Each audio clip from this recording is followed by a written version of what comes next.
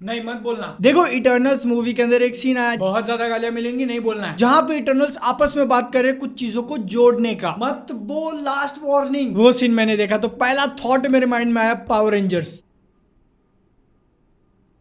मैं चलता हूँ। इस चीज के लिए शायद मैं खुद भी खुद को माफ ना करूं। वीडियो के अंदर जितना गाली खाने वाला मटेरियल था वो तो मैंने स्टार्टिंग में बोल दिया, तो फिर अभी भड़ास निकाल लो, आगे चल के बात करेंगे पिक्चर की। अब देखो मार्वल की तरफ से कोई मूवी आई है तो फिर एक्साइटेड होना बनता है, लेकिन आप लोग इसके लिए इतना ज्यादा एक्साइटेड हो मैंने सोचा नहीं था। कल पोल डाला मैंने कि सूर्यवंशी पहले देखो या फिर इटर्नल। 80% वोट इटर्नल को मिले हैं, लेकिन कहीं आपने एक्साइटमेंट के चक्कर में उम्मीदें ज्यादा तो नहीं लगा ले पिक्चर से। अब देखो ऐसी कोई भी मूवी आती है ना तो फिर उसका मैं ज्यादा से ज्यादा ट्रेलर टीजर ही देखता हूँ, गाने भी चेकआउट नहीं करता। अगर छोटे वाले क्लिप्स भी रिलीज हो रहे हैं तो वो भी बहुत ही मुश्किल से देखूंगा, क्योंकि टीजर और ट्रेलर को देखते वक्त कुछ ज्यादा ध्यान से देख लेता हूं मैं, और उसके अंदर के सीन्स अगर मूवी के अंदर अब तक नहीं आए तो फिर दिमाग चलने लगता है कि हाँ ये कैरेक्टर गायब हो चुका है या फिर फलाना कैरेक्टर हाफ तक मर चुका है, लेकिन ट्रेलर में वो वाला एक शॉट था जो अब तक दिखाई नहीं दिया, मतलब आगे कुछ तो है। सेम हुआ मेरे साथ इटर्नल्स में। ये सब के ऊपर से तो इटर्नल्स के साथ एक स्पेशल वाला केस हो गया। मूवी की अर्ली स्क्रीनिंग्स में जिन्होंने इसको देखा है उनका स्कोर रॉटन टोमेटोज इस वेबसाइट के ऊपर मार्वल की अब तक की सारी मूवीज में से सबसे कम था। कैप्टन मार्वल से भी कम रेटिंग दी गई थी इस पिक्चर को रिलीज होने से पहले। और मैं जनरली तो ये सारी चीजें चेकआउट नहीं करता हूँ कि कौन सी पिक्चर को कितना रेटिंग मिला है, लेकिन फिर भी आप में से कुछ एकदम बहुत ज्यादा मतलब die hard fans Instagram stories में मुझे टैग करके बता रहे हैं भाई क्या कहना चाहोगे इस बारे में। इटर्नल्स जो आ रही है मार्वल की उसको अब तक का सबसे लोएस्ट रेटिंग मिला है, मतलब पिक्चर तो गई, लेकिन क्या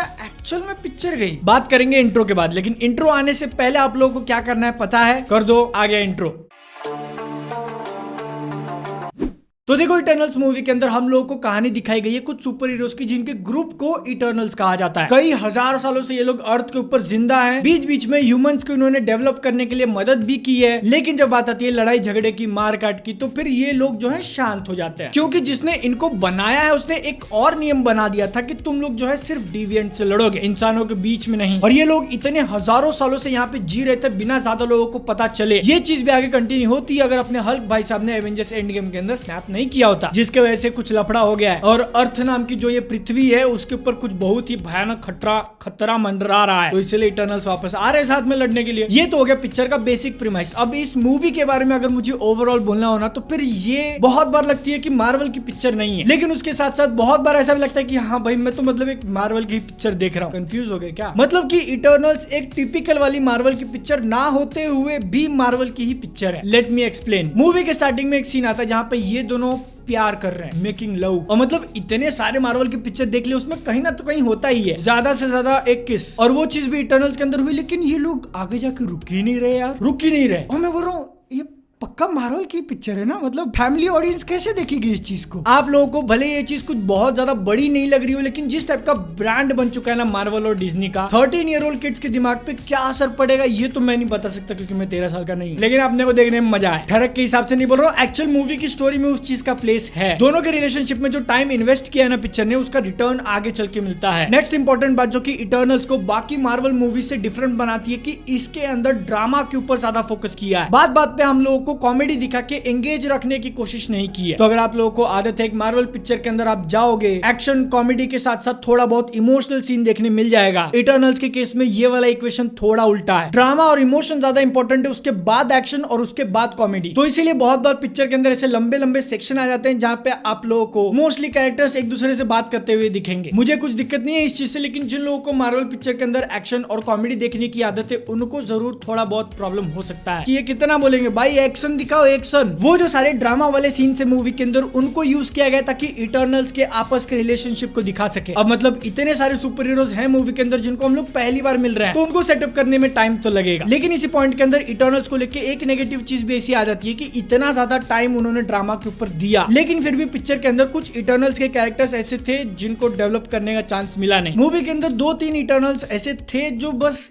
ऐसे ही थे। इसके बाद अब मेरे को इटर्नल्स के विलन की बात करनी, लेकिन अगर मैं बात करने जाऊंगा तो स्पॉइलर हो जाएगा। लेकिन जैसा कि मैंने वीडियो के इंट्रो में आपको हिंट दे दिया था, इस इटर्नल मूवी के अंदर ना अर्थ के ऊपर एक बहुत बड़ा डेंजर आया हुआ है। और ये सारी चीजों को जानने के बाद मूवी का जब लास्ट का आधा घंटा चालू होता है तब मैं सोच रहा था कि नहीं ये चीज तो नहीं होगी, क्योंकि अगर ऐसा कुछ हो गया तो बाकी सुपर हीरोज का क्या होगा। मतलब पिक्चर के अंदर दिखाने को इतना बड़ा रिस्क तो दिखा दिया, लेकिन होगा नहीं एक्चुअल कुछ ठीक जैसा मैंने सोचा था वैसा ही हुआ। तो इसीलिए मूवी के अंदर हम लोग को थोड़े बहुत सरप्राइजेस जरूर मिल जाते हैं। हैं, लेकिन है ना फिर भी अब आगे चल के मार्वल के अंदर मल्टीवर्स वाला कंसेप्ट आने वाला है, तो यहाँ पे उनके सामने एक बहुत अच्छी वाली पॉसिबिलिटी थी इससे भी बड़ा रिस्क लेने की। जैसा मैंने एक अंदाजा लगा लिया था आधे घंटे पहले कि पिक्चर ऐसी एंड होगी, वैसा एंड ना करके थोड़ा बहुत इन्फिनिटी वॉर टाइप, लेकिन नहीं, मैंने बोला नहीं, मार्वल की पिक्चर ना होते हुए भी मार्वल की पिक्चर है। मतलब कि स्टार्टिंग से ये मूवी एक डिफरेंट चीज फील होती है। इसके अंदर कुछ थोड़ा बहुत डीप कंसेप्ट के ऊपर बातें भी की गई हैं कि हम लोग तो इटर्नल से हम लोग हजारों सालों तक जिएंगे, लेकिन हमारे सामने जो इंसान है 60-70 साल में गायब, तो उनसे इमोशनली कनेक्ट करके क्या मिलेगा और क्या इंसान एक्चुअल में वर्थ इट है इतना बड़ा रिस्क लेने के लिए। ऐसे सारे जो थॉट्स आइडियाज थे ना वो पिक्चर के स्टार्टिंग में रखे जाते हैं सामने, लेकिन मूवी का एंड आते आते ये थॉट साइड में हो जाते हैं और मेन फोकस एक्शन के ऊपर, क्योंकि मार्वल की पिक्चर है। अब इस चीज को लेकर मेरी छोटी सी कंप्लेन तो जरूर है, क्योंकि आप लोगों ने वंडर वुमन का नाम लेकर ब्लैक विडो पिक्चर दिखा दी, लेकिन फिर भी वो जो एक्शन अपने को इस पिक्चर के अंदर देखने मिलता है ना वो काफी ज्यादा बढ़िया था और उसको देख के मजा आया। हाँ, अब ये इटर्नल्स के अंदर कुछ सुपर हीरोज थे जिनको हमने ऑलरेडी पहले ही देख लिया है, सुपरमैन और फ्लैश, बैटमैन होता तो मजा आ जाता, लेकिन फिर भी उनके एक्शन को जिस तरीके से डायरेक्ट किया अपने को सारी चीजें क्लियरली दिखती हैं। उनके जो पावर्स थे मूवी के एंड वाली फाइट में और ज्यादा निकल के आते हैं सामने। और सीरियसली अगर आप एक टिपिकल मार्वल मूवी के फैन हो ना तो फिर इसके अंदर की फाइट देख के मजा आने वाला है। आइडियाज और थॉट के टाइम पे अगर आप लोगों को बोर लग रहा है तो फिर थोड़ी देर रुक जाओ, एक्शन आएगा, एक्शन में सारा बोरियत दूर। एक्टर्स की अगर बात करें ना तो फिर मार्वल के बारे में एक बात तो मानना पड़ेगा कि ये लोग जो कास्टिंग करते हैं बहुत ही रेयरली गलत साबित होते हैं, और जितने वाइड वैरायटी वाले सुपर हीरोज अपने को देखने मिलते हैं उतने ही वाइड वैरायटी वाली इसकी कास्टिंग की गई है। सारे के सारे एक्टर्स ने पिक्चर के अंदर बढ़िया काम किया है, लेकिन मूवी के अंदर एक वो सीन आया जिसमें Jon Snow, Robb Stark, Cersei तीनों एक फ्रेम में और बैकग्राउंड में रमीन जीवादी का म्यूजिक बज रहा है। मतलब थोड़ा सा इमोशनल हो गया था। अपने इंडिया से जो एक्टर आते हैं इबू हटेला, खाएगा केला पूछ के हॉलीवुड पहुंच गए, और जब उनको इस मूवी के ट्रेलर के अंदर थोड़ा सा ऐसे टीज किया था ना तब लगा था कि